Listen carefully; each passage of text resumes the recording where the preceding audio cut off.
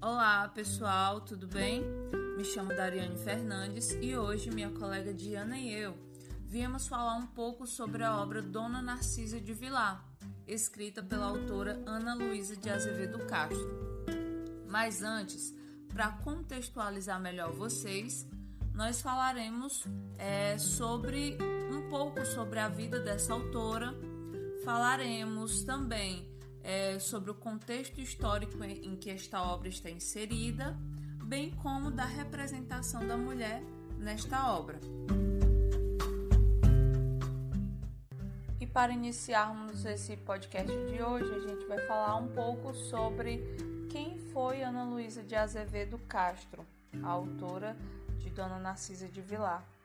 Bom, Ana Luísa foi uma autora que fez parte da primeira fase do romantismo aqui no Brasil, que foi o romantismo indianista.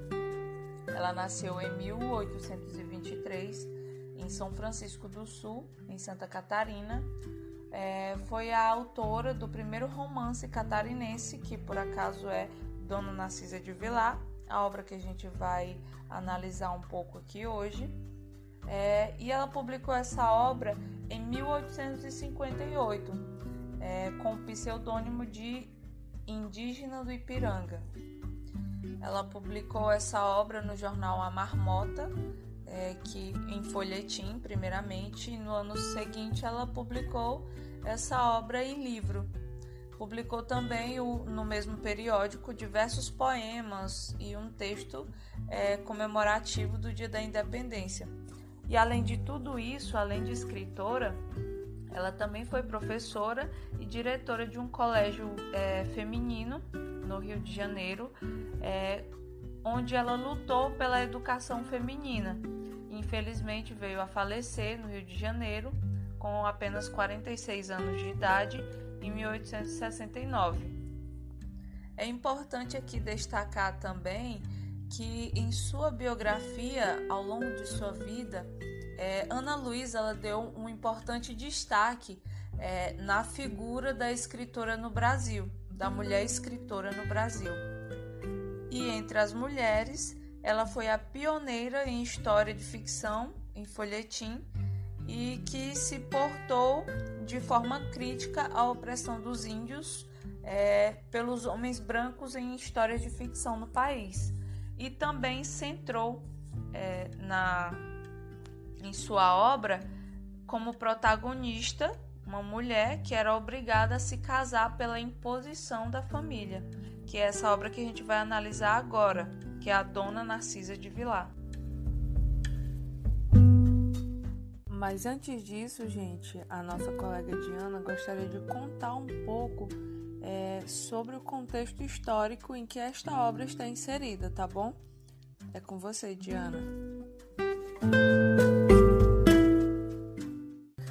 Olá, Dariane, olá a todos os ouvintes do podcast de Crítica Literária Feminista.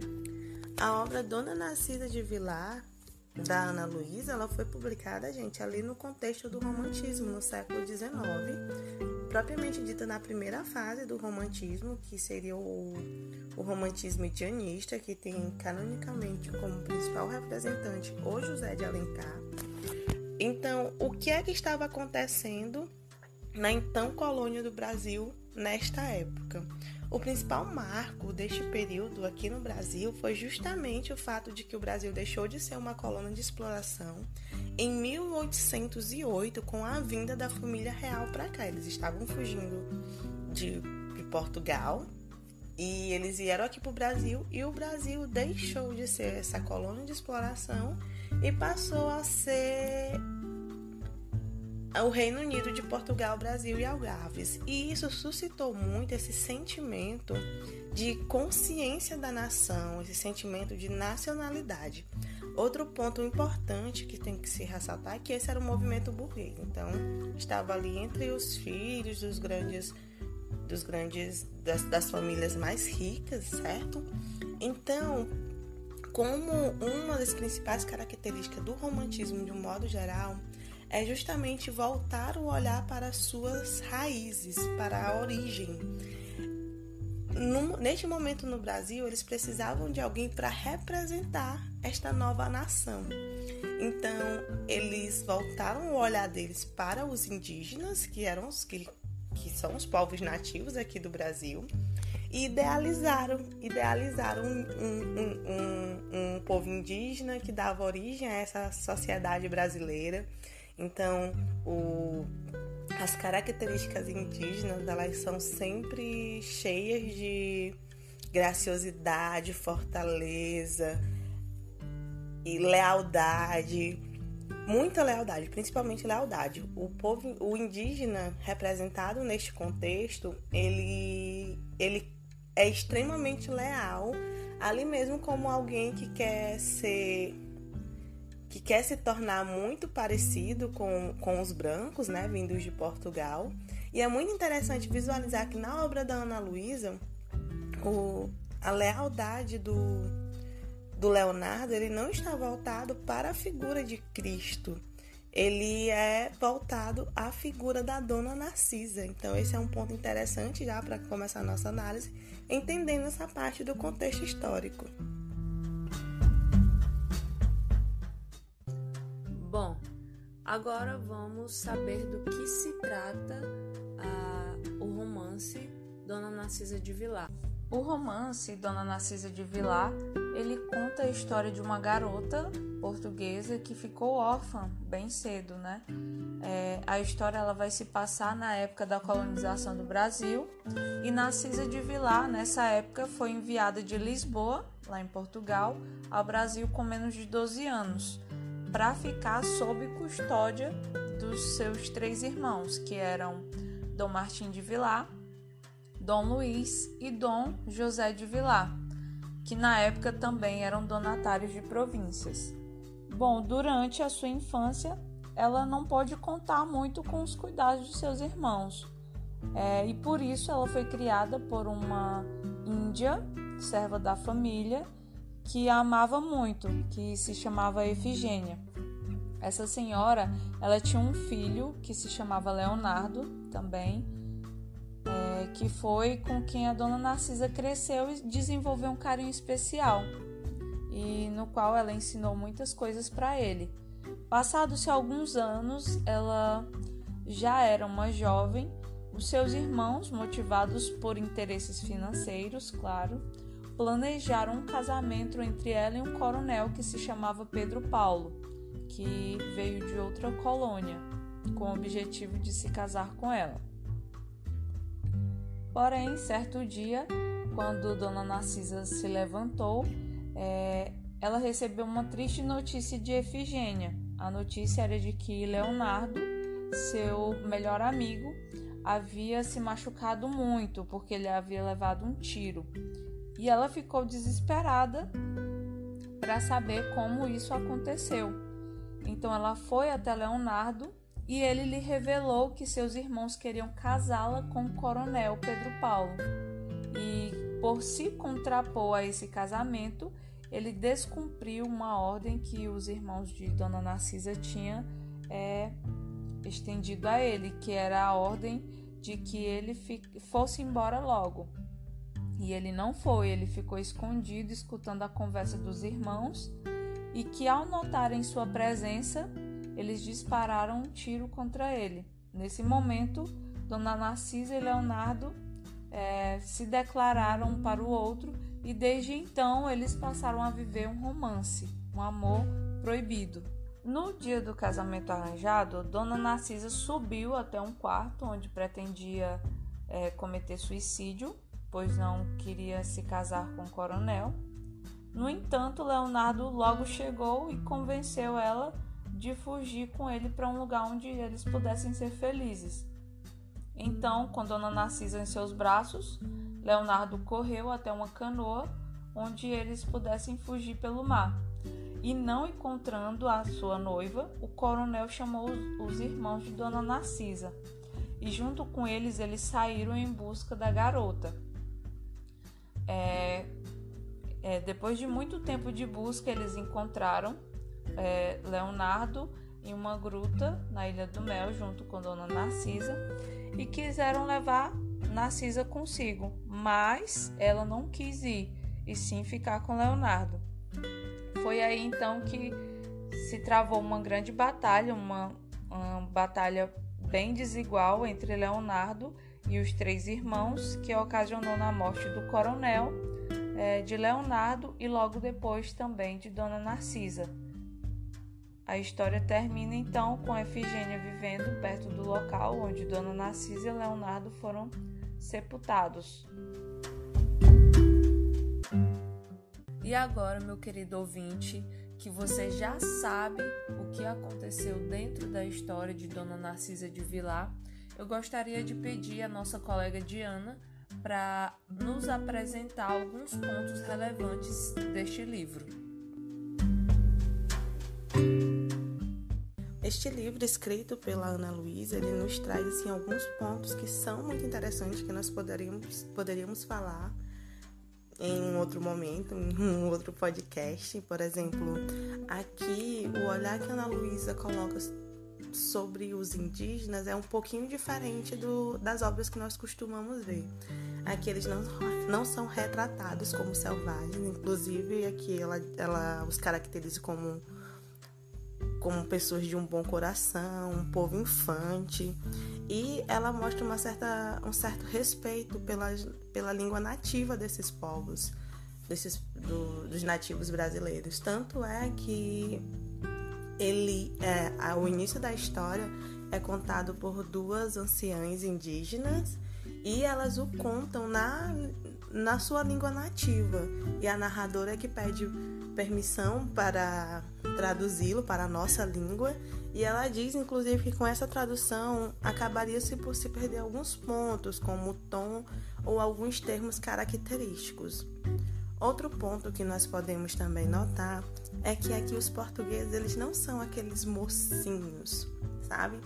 Eles, por exemplo, os irmãos da Narcisa, o candidato, né, ser marido dela, eles não são bondosos, leais e valentes. Pelo contrário, eles são seres extremamente cientes da posição de privilégio e de poder que eles ocupam na sociedade. Então, eles são cruéis, eles são mesquinhos, eles não suportam ser contrariados. Mas neste podcast, de uma forma mais direta, nós iremos focar na forma como as mulheres foram retratadas, na posição em que elas ocupavam na sociedade. Dito isto, nós temos que continuar a ouvir essas críticas, ao analisar a época em que este livro foi escrito. Nós já fizemos ali antes um breve comentário sobre o período histórico. Então aqui nós estamos na época do Brasil colonial, em que as mulheres elas não eram consideradas sujeito de direito, elas não tinham direito a voto ou envolvimento político ativo. Eram realmente consideradas assim um segundo sexo mesmo, alguém inferior que serviu, um ser servil. Então Narcisa, na obra, era retratada tal qual as idealizações românticas comuns na época. Então fisicamente ela é branca, ela tem essa questão da figura angelical, ela é bonita, ela é jovem, ela é gentil, caridosa e extremamente sofredora. Nós sabemos que as heroínas românticas são extremamente sofredoras. Então, mas aqui nós podemos perceber um contraponto. Como eu já mencionei, as características da Narcisa como portuguesa, como alguém de fora, pode ser vista inclusive como uma contraposição à representação da figura dos irmãos. Então, aqui nós podemos ver que a mulher, mesmo tendo as mesmas origens que os homens, ela tem uma certa superioridade. Não a superioridade reduzida ao caráter da beleza física, mas ao de coração, a forma como ela se posiciona. Então, na obra, Narcisa vem de Portugal, como nós já vimos no resumo, para ficar com os irmãos. E ela é retirada da terra que ela amava, sem que houvesse uma outra alternativa depois que os pais morrem. Ela foi relegada aos cuidados dos irmãos, que não se importavam realmente com ela. Tanto que é que ela convive com os escravos e é criada pela indígena Efigênia, que também é uma outra personagem muito importante para essa história. Nós falaremos um pouquinho mais à frente. Se ela fosse um menino, aqui nós trazemos essa reflexão. Provavelmente ela teria convivido mais com estes irmãos, eles teriam se importado um pouco mais com a educação, né? Caso ela fosse um homem. Mas como mulher naquela sociedade, eles só se lembram dela quando eles precisaram arranjar um casamento para ela. Então, Narcisa, ela não tem o direito de escolher. E aqui nós vemos um pouco sobre a representação da mulher, como elas só serviam para o casamento ou para ir para o convento. Então, Narcisa, ela não teve o direito de escolher o homem com quem ela se casaria, porque durante a história nós vemos como ela é apaixonada pelo Leonardo. Então, o futuro marido dela também, ela não é relevante neste processo, neste acordo. O casamento é um acordo econômico, político, e a mulher, apesar de ser ela quem vai se casar, não desenvolve um papel relevante neste acordo. Então, os irmãos, né, Alicia, estão fazendo um acordo político e o marido dela interessa-se pelo dote dela. Então, aqui nós vemos que, por se tratar de uma mulher branca e rica, este papel dela era delimitado essencialmente pelo gênero, porque aqui nós não estamos falando sobre a cor dela, sobre a condição social, visto que ela era uma mulher branca rica. A Narcisa, apesar de saber que categoricamente está em uma posição de inferioridade, sempre que pode, dentro dos limites dela ali, da situação dela, ela responde ao irmão. O que demonstra que ela não aceita totalmente o destino que querem lhe dar, mesmo que muitas vezes essa resposta venha porque ela está implorando. Ainda assim, causa uma grande irritação no irmão, porque ele não está acostumado com pessoas que ele considera inferior, que estão ali para servi-lo ou questionando. A personagem é um retrato da opressão em que as mulheres estão sendo submetidas durante este período colonial aqui no Brasil. E eu vou ler agora um texto que representa, resumidamente, tudo o que foi falado até aqui. Ele pode ser encontrado na página 58 do livro Dona Narcisa de Vilar. "Ah!", exclamou a moça, exaltando-se. "Não me consultaram. Sou eu a única que tudo ignoro de um fato que saber-o-á, talvez até o mais obscuro dos criados que me servem, porque dispuseram-me de mim como de um fardo que mercadeja. Se querem agora a minha presença, é para que o comprador veja melhor a qualidade do estovo que ajustou pelo preço que se chama dote. Ah! Querem, depois de toda esta profanação do mais sagrado de todos os atos da vida da mulher, que haja casamento felizes e risão. Dom Martim mordeu os lábios até ferir sangue, ouvindo falar assim a donzela." Como eu falei, resumindo tudo que foi falado até agora, ela coloca exatamente a posição que ela ocupou ali. Então, a representação das mulheres indígenas aqui também eram menos idealizadas do que nas outras obras comuns ao período. A Efigênia, que é a mãe do Leonardo, e a mulher que criou Narcisa, no final do livro, ela pede a Dom Luís para que ele não mate Leonardo, porque é o filho dele. E essa parte ela é toda muito chocante, porque nós descobrimos que ele seduziu. Ela era a filha do pajé e ela foi seduzida por ele. Ele fez juras de amor e depois a largou lá. Então, nós sabemos que as mulheres eram consideradas como objetos sexuais, e aqui nós vemos essa representação, e que as mulheres indígenas, inclusive, não eram consideradas dignas de carregar um filho legítimo do Senhor. Então, o Luís ele imediatamente rebate, dizendo que ela era uma embusteira, que ela estava mentindo. Então, ele estava tentando desacreditar a palavra da mulher. O que aqui, abrindo parênteses, é o que acontece até hoje. Sempre que uma mulher se posiciona contra o homem socialmente, ela é chamada de louca, de mentirosa, e aqui não é diferente. E o final do Leonardo, da Narcisa, é muito triste. A Narcisa ela é condenada à morte, sem direito de perdão por ter ido contra a vontade de seus irmãos, parecendo não haver outro destino para as mulheres que questionam o papel ao qual foram relegadas. Então, ela tentou fugir daquela situação e ela não poderia ser condenada de outra forma senão com a morte. Aqui nós terminamos o nosso podcast. Eu espero que vocês tenha sido proveitoso para todo mundo. E eu quero deixar um questionamento.